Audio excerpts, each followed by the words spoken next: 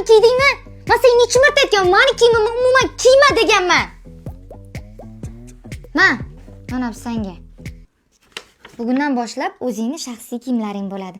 Senga zo'r narsalar oldim. Mani bitta opam jonimjon opam.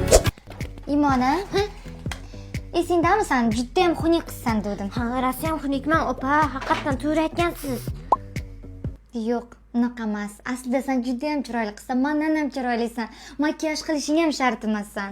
Mani bitta opam jonimjon opam.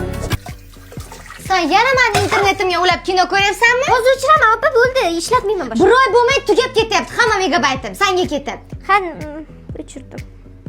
50 ming tashladim shotingga. O'zingga megabaytlar oldi, o'zing kino ko'rib foydalan. Mani bitta opam jonimjon. Imona to'xta. Bugundan boshlab hech qanaqa o'qish yo'q, bormaysan.